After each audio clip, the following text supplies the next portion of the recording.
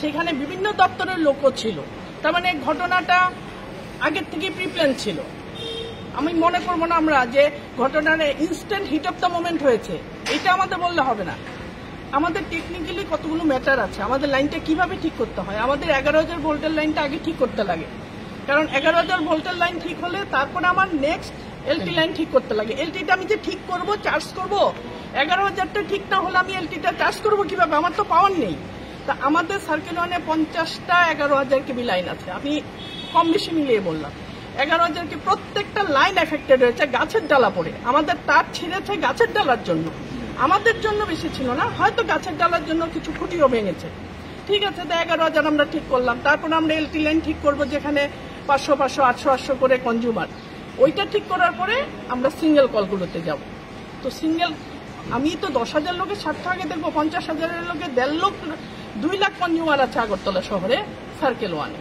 তাহলে আমি 2 লাখের স্বার্থটা আগে দেখবো, তারপরে আমি এলটি লাইনগুলো দেখবো, তারপর আমার সিঙ্গেল কলে যেতে হবে। এতটুকু সময় আমাদের দিতে লাগবে।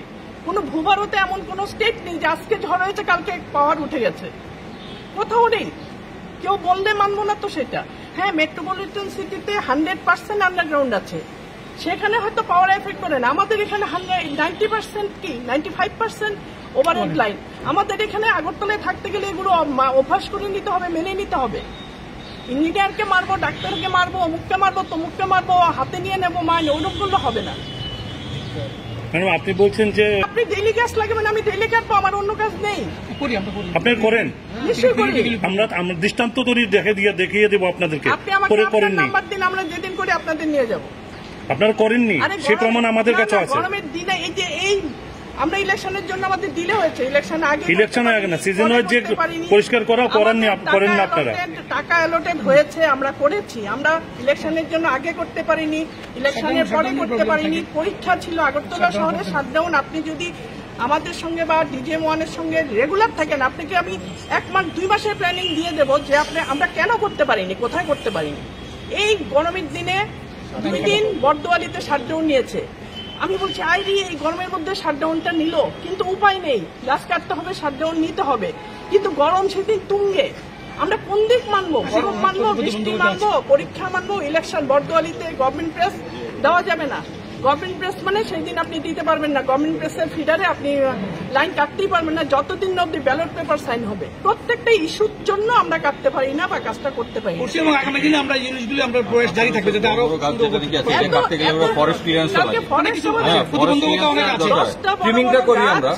আমি আমাদের লাইনের থেকে আমি ফরেস্টের হেল্প নিয়ে কাটিয়েছি। আমাদের লোকরা লাইন টানতে পারছে না। কালকে সারাদিন শিপারে একটা বিশাল বড় গাছ, মানে সকাল 10টা থেকে 5টা অব্দি হয়েছে, মানে ওরা কেটেছে লাইনটা। তারপরে আমরা রাত্রেবেলা লাইন টেলে লাইন দিয়েছি। শোনেন, অন্য দপ্তরে গাফিলতি থাকতে পারে, আমাদের দপ্তরে 5% লোক হয়তো বা আছে, কিন্তু বাকি আর বিশেষ করে আগরতলায় যারা কাজ করে 100% সিনসিয়ারিটি নিয়ে কাজ করে। তার মধ্যে একজন উপবাবু সত্যি সিনসিয়ার।